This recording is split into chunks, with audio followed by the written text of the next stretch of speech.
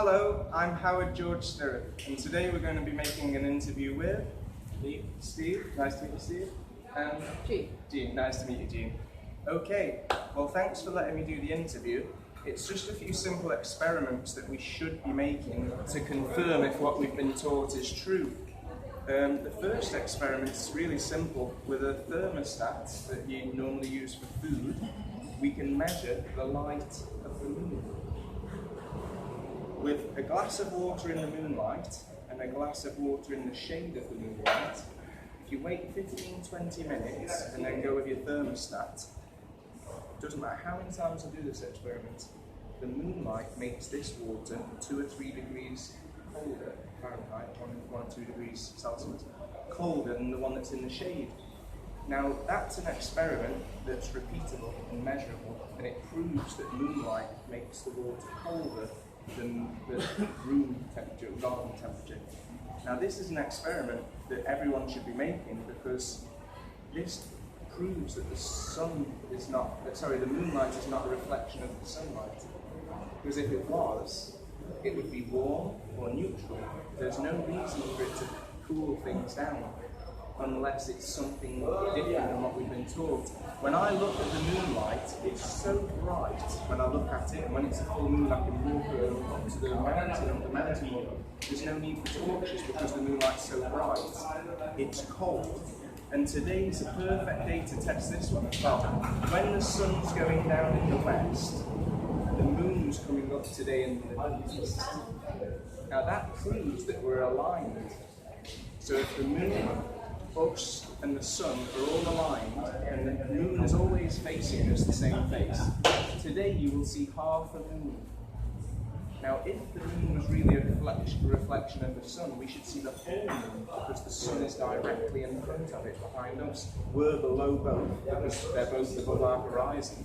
We cannot be causing the Earth, cannot be causing shadow on the moon because they're both above us. There's nothing in between them.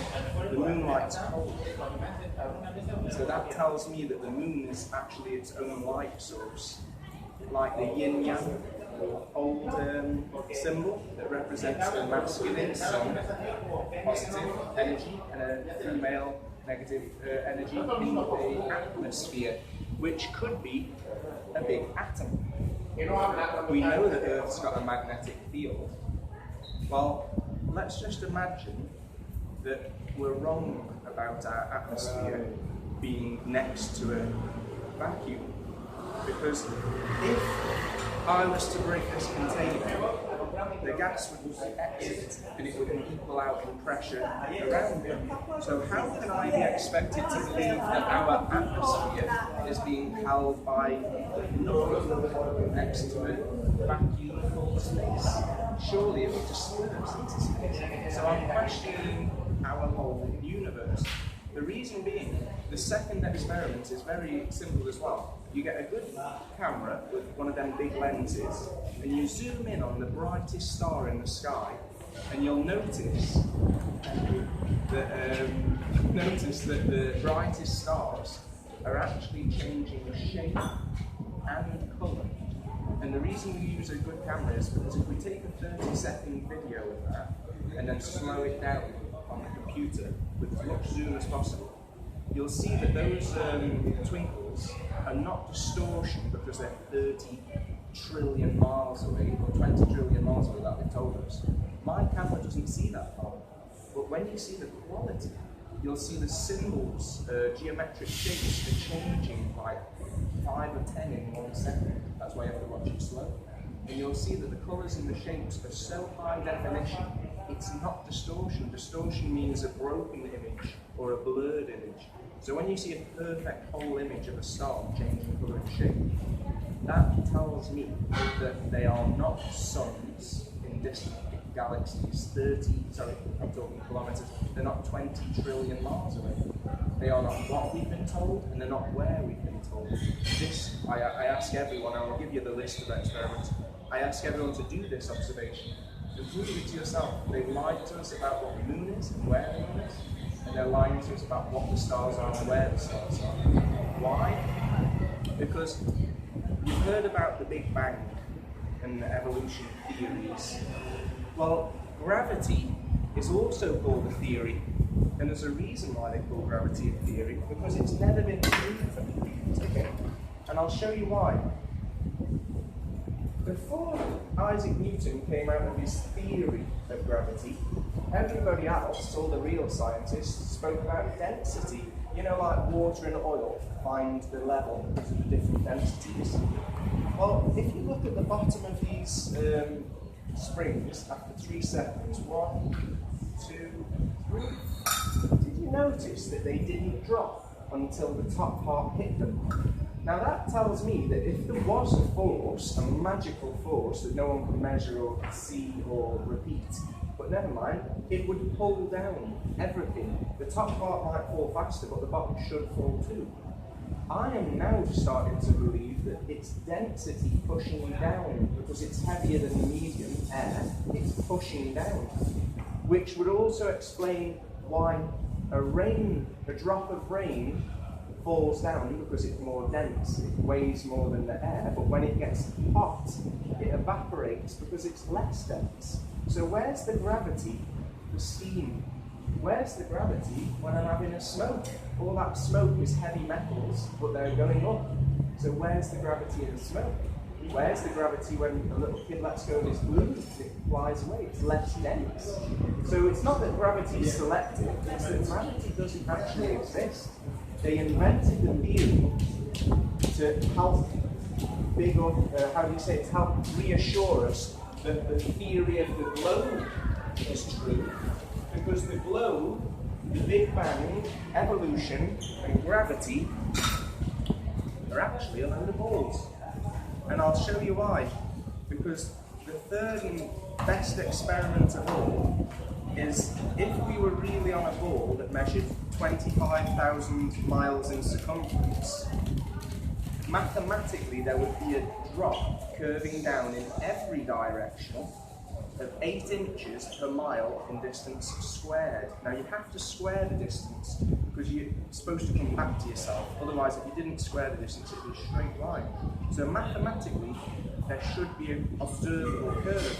Now over 20 miles, 20 times 20 times 8 inches, works out to about 80 metres. I can't remember in feet, but 80 metres is as tall as most of the apartment blocks. Now when you're on Benidorm beach later on today or tomorrow, have a look at the buildings in Alicante. There's now luckily there's blue skies, there's no mist or anything. You're going to see the buildings of Alicante, the tall ones, the medium ones and the short ones from top to bottom. That proves that there's not an 80-metre drop in any direction. Because if there was an 80-metre drop, we'd only see the top part of the buildings. But if you see the whole buildings, even the little ones, that proves there's no curve. They've had us on, because we've never gone and checked these things. Now, you think, hold on, what about if you go up in an aeroplane? I've seen the curve. You haven't. The windows are a little bit curved, and that gives us as well the idea that we're looking for a curve. But you can prove this when you're flying back to the UK. You can look out the left and right window simultaneously, and you will see the horizon at eye level. Now, if I'm on an aeroplane, if I go up, I should have to look down for the horizon. Now, some people say I'm not high enough, but if you go to that Red Bull skydive, I think his name was Felix Bautista, he went not 5 or 10 miles, he went 40 kilometres up, that's about 30 miles high. When he opened the door, he saw the horizon at eye level. He should have had to look down for it. And when he stepped out of the capsule, it was all brown. And you say, hold on, the Earth's supposed to be covered in 70% water. Where's the water? And even better than that, I know I'm giving you a lot of information, but it's all on the paper. It's just to get it all in one clip to show other people how other people realise we're being conned. Now that guy went up from New Mexico. 3 hours later, he did his skydive and he landed in New Mexico. Now that's supposed to turn in 24 hours, so in 3 hours, he should have landed in a completely different state or in the water. He didn't, he landed in New Mexico. So that their own video proves there's no horizontal curve, there's no curve away from you. That video from Red Bull proves that there's no turn. You say, well, how can Christopher Columbus go all the way east and get back to the same place? On the flat Earth map that we currently believe in, I believe the Earth's flat, I know it's not spherical. Science proves that by looking from a high distance and looking from sea level, there's no curve. So I imagine it's flat. Now, if the North is in the middle, but not the top, in the middle, and this little ring here is a flat Earth, I can go east on my compass, and it'll keep pointing north. I'll get back to the same place. I can go west, and I can come back to the same place on a flat globe. Funny enough, I know what you're going to say, what if I went north to south, south to north? Nobody's ever circumnavigated the Earth north to south, south to north. With all the technology, the drones, the helicopters, the aeroplanes, all the explorers like Richard Branson and his hot air balloon, nobody's ever done it. Because you can't. Because it looks like north is in the middle and south is every direction out. And it looks like Admiral Byrd, in the, I think it was 1950s, went to the Antarctica, he crossed it, and he didn't come back to the same sea, he found more land. So when they talk about extraterrestrials, aliens, it might be that they're further out than we are. They can't be on Mars and Venus, because with the same experiment I was saying about doing the stars, you zoom in on a planet, what they call planets, what the Bible used to call wandering stars, they aren't hard rock or gas, they're changing colour and shape just like the stars. So that we can prove that planets aren't what they say, stars aren't what they say, the moon is cold, which it shouldn't be. We can't find curve anywhere. All of the images from NASA on the NASA website are called images. They don't call them photos because they know that one day they could get sued. One of the employees from NASA called Richard Simmons accidentally admitted that he makes them on Photoshop because they can't take a photo in one photo. So they're admitting that their videos are fake. And we can prove the videos are fake, and this is pretty much it now. Because the clouds should be completely different after a quarter turn. Because a quarter turn is 6 hours. But every time you watch now on television a video of the Earth spinning, watch how the cloud stays the same, which proves it was painted on by someone on a computer, because clouds change within an hour or two. So all of this evidence is written down here for you guys to check it out over YouTube, and whenever you're on the aeroplane, whenever you're at the beach, if you've ever got someone with a good camera around, ask them to zoom in on a star, like I say. All these things prove that our teachers have been fooled by their teachers, who are fooled by their teachers, and if we don't wake up and realise that we're fooling ourselves by being ignorant and not doing our own experiments, I worry about the kids of the future. Since 5 years old, we were given a globe and told to believe in gravity, but we were never proven that it exists. Since then, we've never really questioned it, and we don't have a critical mind when we're 5 years old and we're presented this. So I'm going round and I'm asking people to look into it. Don't believe me. Do your own little experiments and check for yourselves, because there is a serious point to this. One, psychologically, we're all affected because we don't trust our own senses since 5 years old, and no one really knows the difference because everyone's been fooled. But that's one thing, a psychological effect, that we don't really trust ourselves. We don't know where we are, so we can't know who we are really.